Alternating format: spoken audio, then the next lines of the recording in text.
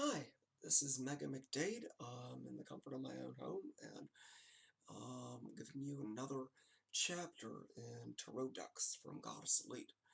Um, as you know, I've brought you previous chapters, and I always say this is a great deck, and I tend to like a lot of different decks because I get into a lot of different decks. Who doesn't? One can never have just one deck. They all have a different personality, and the one that I'm here to talk to you about tonight has a very, very sweet personality. It's called the Hush Tarot. It's a relatively new deck.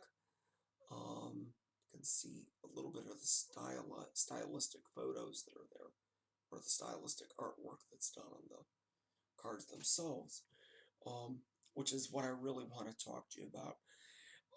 The cards in this deck are vaguely reminiscent of the Rackham Tarot, even though it's not, the Arthur Rackham Tarot. But what's really exciting about it is that it has this wonderful flavor that very, very much reminds one of the Fae.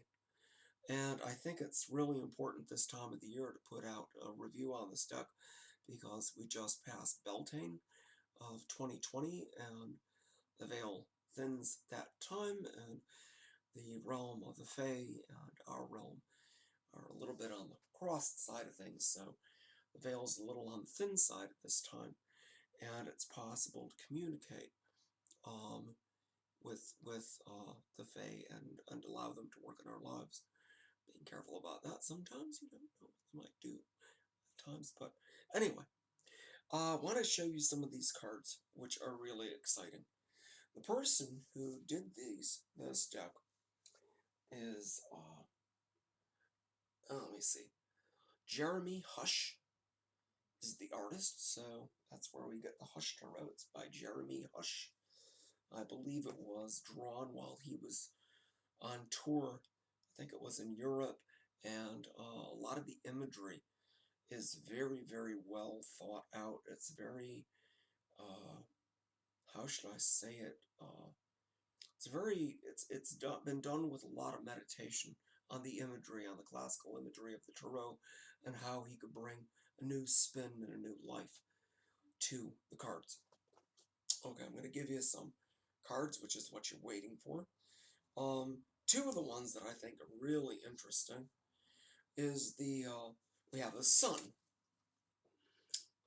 Okay, everybody can see the sun. It's got a crow below it. And the moon, interestingly enough, is the opposite of the sun, but both sides of the same coin. One stands for solidity, while the other one stands for illusion, a little bit more insubstantiality. And I love the way that he did this. Let me see what else I can show you. The Hanged Man portrays a woman who is caught in a snare. And it's really interesting that he did it that way because the Hanged Man is very often means someone who is snared by caretaking to an extreme where they completely sacrifice themselves. And in this case, there was this idea that one has to be careful not to get snared by that. Um, Here we go, the Star. Love this card. He has a great mixture of wildlife, animals, and humans. And in this one, we have I think it's a sparrow, um, that's obviously it's almost like an image of death, human death, but there's this idea of the universe pouring out good things, even at times when things are hard. There's this promise of life. So I think that's a really good one. And death itself, which I think is really another good card. I'm not going to give you too much commentary on all of these. Some of these require a lot of meditation. These are great cards to meditate with and think about. Love this one. This is the Emperor.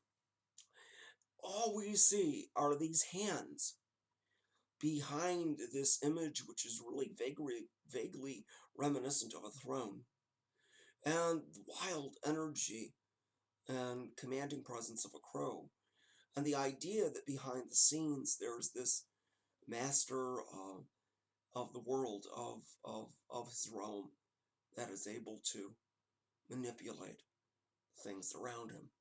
Um, really, really nice imagery. Almost looks like he's a puppeteer, the way he's holding his hands.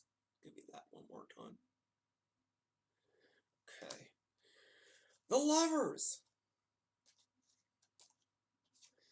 The lovers! Krishna and Rama! How cool is that? We've got a representation from the Hindu pantheon in this deck. It's the only card that really is very reminiscent of that, but I love that imagery. Tower, a lot of you are going to want to see the Tower card.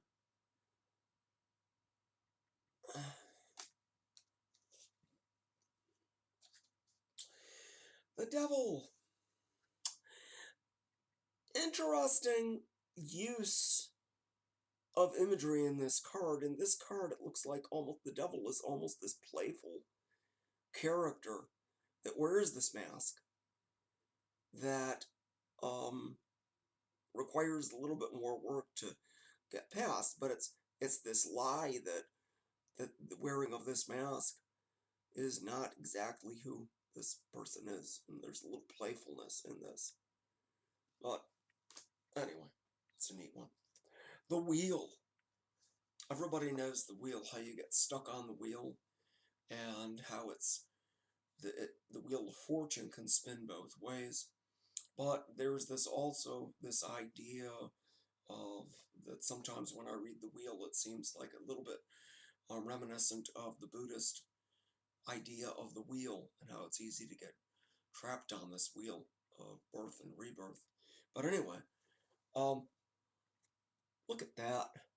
An ant stuck on a leaf in a whirlpool. That is, I love the imagery on these cards. It's great. The Hermit. If you had to pick an animal for the Hermit, a horned owl. Sweet. And the Fool. If you had to pick an animal that you know is a little bit on the fool side, look at this guy. It's either an otter or a ferret. I'm not quite sure. It's got the eyes almost in the darkness of a ferret in the coloration. But looks a little otterish there. Love that. The High Priestess, portraying her connection to nature and her ability to connect with the divine and the world around her, and to see the stars in her hair. It's really a beautiful depiction, that one. Oh, I love this one. Oh, jeez. Justice. How many of you guys love Justice, the card of Justice, and how that works? Justice is this idea that we judge ourselves sometimes on the harsh side of things. But anyway, beauty, innocence, and yellow jackets. And ants.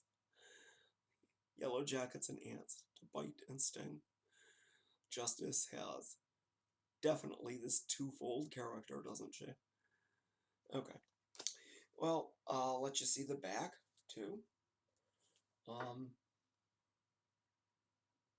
I'll run through a few other cards just so that you can get an idea what the rest of the art is before we wrap up this review.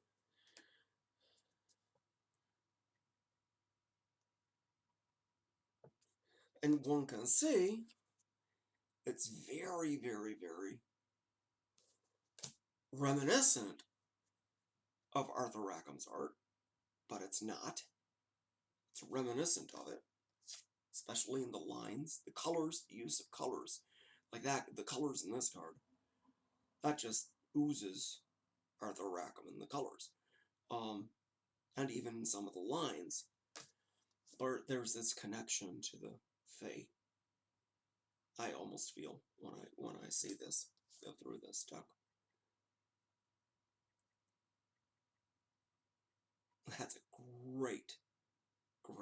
When you see this, you go, oh, that's the Queen of, that's got to be the Queen of Swords, right? No, that's the Queen of Cups. She's got this idea that swords are almost implied. Love it. Okay. Well, that concludes my review of the Hush Tarot. If you're looking for a deck that you can use this year, while we're still very early in the year, I would give this one a try. It really reads very well. The cards spread very easily. They don't stick together. It has a great feel. It has great energy. And I would highly recommend that you give the Hush Tarot a chance. Thank you so much for sitting in with me, and you guys have a sweet one until next time I do another review. Bye-bye.